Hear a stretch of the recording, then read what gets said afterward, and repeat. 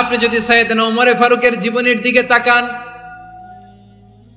এমন কঠোর, এমন বীর সেনানী ছিলেন। সাইয়েদনা ওমর ফারুক যদি রাস্তার এই মাথা দিয়ে হাঁটা শুরু করতেন, শয়তান ওমর ফারুককে দেখলে ওই রাস্তা রেখে দিয়ে অন্য রাস্তা দিয়ে হাঁটতো। সুবহানাল্লাহ।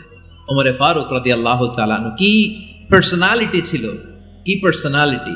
আমাদের এলাকায় ছোট বাচ্চারা রাতে ভাত খেতে চায় না, আমার মেয়েটাও খেতে চায় না। এই এটা দিব, ওইটা দিব, আজকে মাহফিলে আসার সময় বলে দিছে লিস্ট করে এটা এটা আনতে হবে। তো ছোট্ট বাচ্চাদের অনেক বায়না থাকে, ওরা রাতে খেতে চায় না। তো মায়েরা বিভিন্ন ভয় দেখায়, এই বাঘ আসবে খাও, এই ভূত আসবে খাও। আপনারা কি বলেন, কি আসবে? হ্যাঁ, ভূত ভূত ভূত আসবে, বাঘ আসবে, খাও খাও খাও, তাড়াতাড়ি খাও। তো বাচ্চারা এগুলো শুনে ভয়ে খেতে শুরু করে। মদিনার জমিনেও একই ঘটনা ঘটতো। মদিনার ছোট্ট ছোট্ট সোনামণিরা খেতে চাইতো না, তো মায়েরা বলতো হা হুয়া ইয়াতি উমর, হা হুয়া ইয়াতি উমর, ওই যে ওমর আসতেছে, ওমর। ওমরে ফারুকের কথা শুনলে বাচ্চারা একেবারে ঠান্ডা। সুবহানাল্লাহ পড়বেন না? প্রভু তুমি বলেছ রাসূল দেবে না, বলনি দেবে না ওমর, বলনি দেবে না হামজা তারিক, খালিদ বিজয় সমর। প্রভু তুমি বলেছ রাসূল দেবে না, বলনি দেবে না ওমর, বলনি দেবে না হামজা তারিক, খালিদ বিজয় সমর। প্রভু তুমি বলেছ রাসূল দেবে না। আল্লাহু আকবার। ওমর ফারুক রাদিয়াল্লাহু তাআলা আনহু, ওনার কথা শুনলে গায়ের মধ্যে গুজবাম হয়, গায়ের পশমগুলো দাঁড়িয়ে যায়। সুবহানাল্লাহ বলেন। কি পার্সোনালিটি ছিল, কি ব্যক্তিত্ব ছিল। মুনাফিকরা ওমর ফারুককে জমের মতো ভয় পেতেন। শয়তান, খুদ শয়তান, শয়তান অন্য রাস্তা দিয়ে হাঁটতো। ওমর ফারুক রাদিয়াল্লাহু তাআলা আনহুর জীবনে যদি দেখেন, তাহলে সেখানে আপনি আদালতের, ইনসাফের, সুশাসনের, জাস্টিসের নমুনা দেখতে পাবেন। কয়টা শুনবেন? সাইয়েদনা ওমর ফারুকের রাদিয়াল্লাহু তাআলা আনহুর সন্তান আব্দুর রহমান মিশরে মদ খেয়ে মদ্যপ অবস্থায় ধরা পড়েছে। মদ খাওয়ার কারণে, মদ যদি কেউ পান করে আর যদি প্রমাণিত হয়, তার বিচার হলো 80 বেত। আওয়াজ করে বলেন কয় বেত? বাংলাদেশেও তো এই আইন আছে নাকি? বাংলাদেশে আছে? হ্যাঁ, মদ খাইলে 80 বেত, এই আইন বাংলাদেশে চালু হোক। আমরা চাই কি চাই না? চাই সবাই। এজন্যই তো ইসলাম ভাল লাগে না। ইসলামকে ভাল লাগে না। ইসলামকে আউট করে রাখতে পারলেই তো এরকম বড় বড় বোতল খাওয়া যায়। একেবারে সহজ, পানির মতো সহজ হিসাব, একেবারে সহজ। ওমর ফারুক রাদিয়াল্লাহু তাআলা আনহুর ছেলে ভুল করে মদ পান করে ফেলেছিলেন।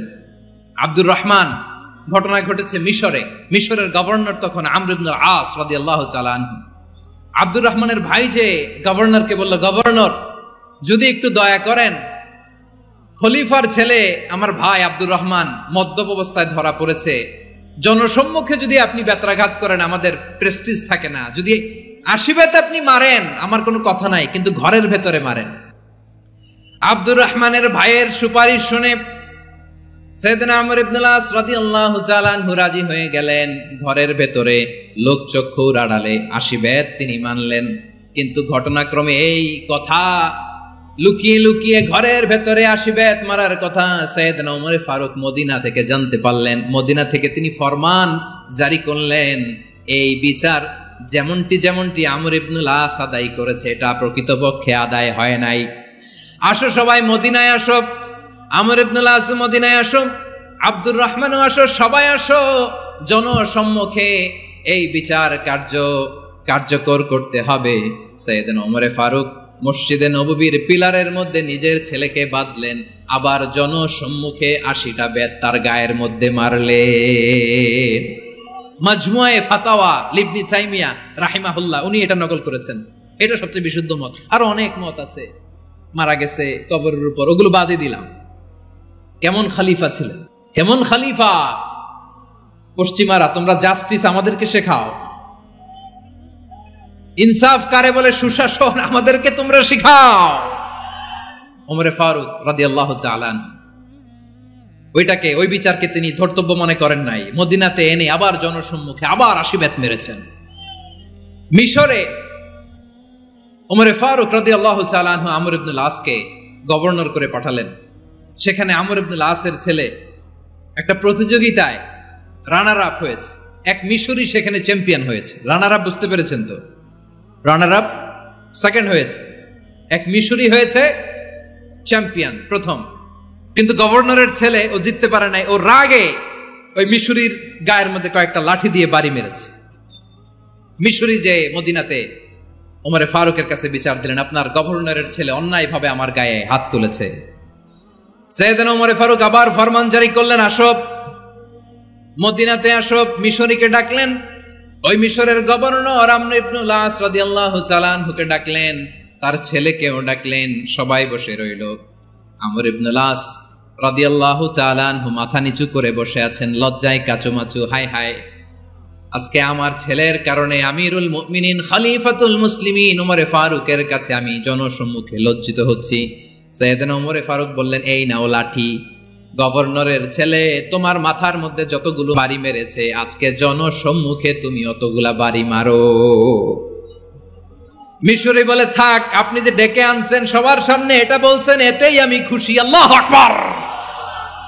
আপনার মহানুভবতা দেখে আমি খুশি, আর অপমানের দরকার নাই।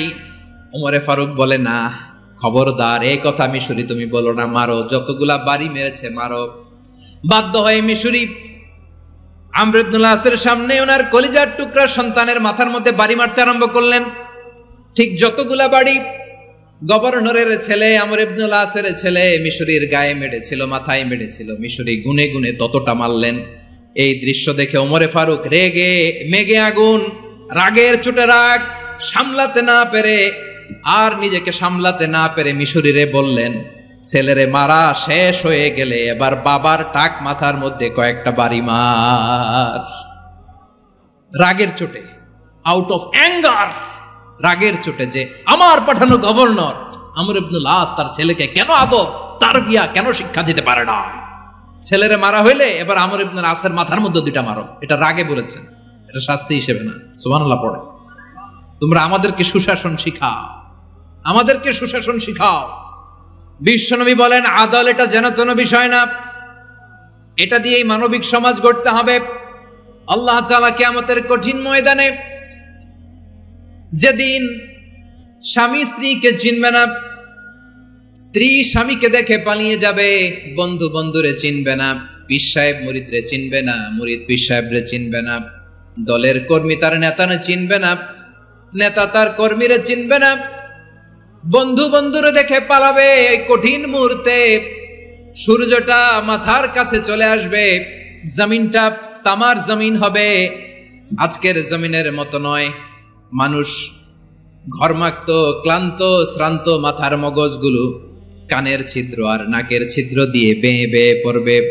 বিশ্বনবী ফরমান, কিয়ামতের ওই কঠিন ময়দানে 7 শ্রেণীর ব্যক্তিকে রব্বুল আলামিন তার আরশের নিচে ছায়া দিবেন। তার মধ্যে প্রথম শ্রেণীর ব্যক্তি হলো ইমামুন আদিল। ইমামুন আদিল, ন্যায়পরায়ণ শাসক।